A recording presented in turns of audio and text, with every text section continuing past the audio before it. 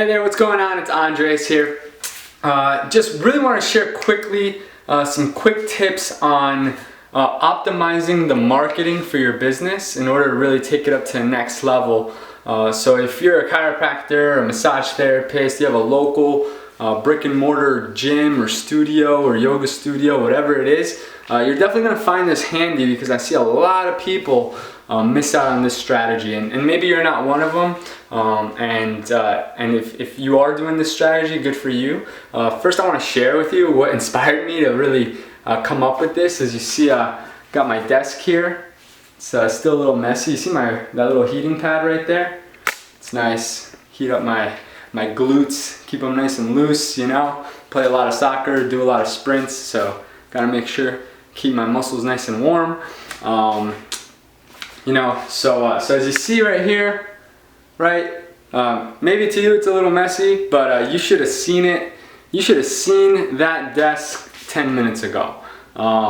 Just business cards here, business cards there, catalog here, my Toastmasters magazine from 2 months ago was still on the desk because I was gonna get around to reading it.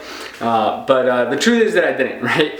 And every day, even the whiteboard, I gotta look at my whiteboard in a couple minutes, and I gotta make the tough decision of what I'm gonna delete from there because I need to make room for some more notes. I need to really, if I want a clean glass of water, I gotta empty out the water that's been stale and sitting there for a while, right?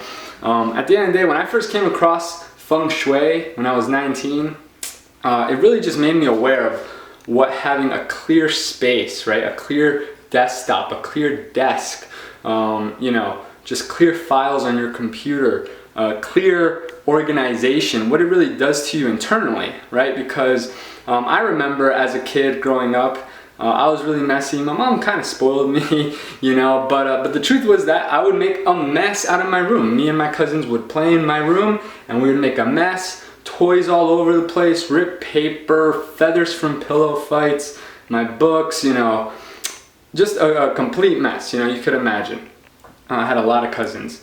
But I remember like how cluttered it was. I remember how much it hurt to step on a toy, for you parents out there. Now I have like the younger nephews and the younger cousins, going into the room, stepping on a toy hurts. If you got socks on, right? Cluttered, you can't find things. It makes you feel a little overwhelmed when you have a mess, right? And then I remember when my mom, while I was at school, would clean it, I'd come back home to a pristine room.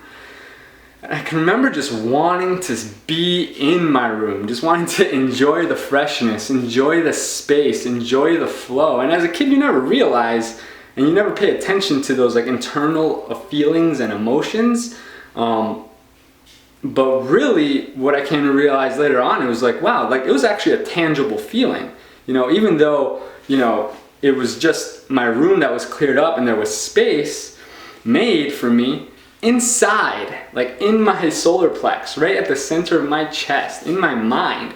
I could feel the clarity, almost like getting out of a hot shower and feeling, just that cleanliness of putting on your fresh PJs, right? That's a tangible feeling. It actually makes you feel better. It makes you feel more relaxed, makes you feel a little bit more confident. I know that if a friend came in, I wouldn't have to apologize for a mess, right? And especially with some of my more personal clients, hands-on clients, they do see my office occasionally, and I want to make sure that it is clear and it is clean, So that's important to just really understand, if for the messy car, for the clutter, even at a deeper level, decluttering your intestines, right? Making sure you're going to the bathroom. For you health coaches out there, the importance of that decluttering and what it does to your body, to your psyche. But as I was doing my decluttering, I was scoping through my business cards. I separate my business cards in 3 categories. One is garbage, right?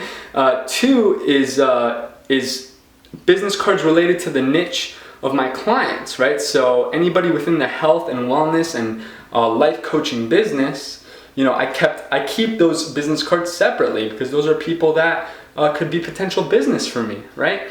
And then the third set of business cards are those people that are also in business and marketing consulting and digital marketing consulting like myself. Right? Now, what am I gonna do with those business cards? This is what most people miss out, right? If you go to networking events, if you're really out there and you're engaging with people, and you're coming across a lot of business cards, I actually see a lot of people throw away their competitors' business cards. And that's a big no-no. I mean, this is your opportunity to do some research into what is the competition doing. You know, I'm gonna take these business cards right now, and even though they're business consultants that deal within a wide range of niches, if it wasn't for me over my years getting so many of those business consultant business cards, I wouldn't have realized that they were all missing one thing, and they don't tailor to a specific niche. They don't specialize to a specific business that has a specific way of marketing to its clients.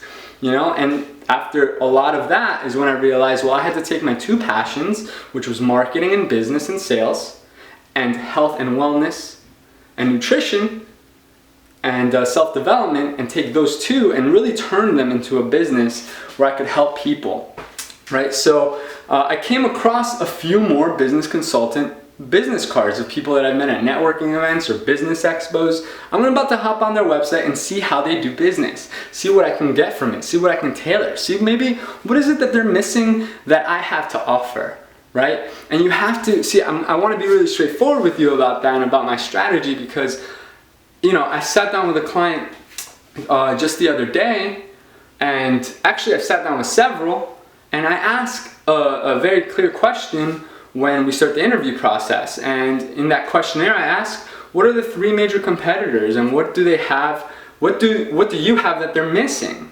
And a lot of times I got back blanks, you know, I don't know, you know, and it's like right off the top of my head, I could name three of their competitors, you know?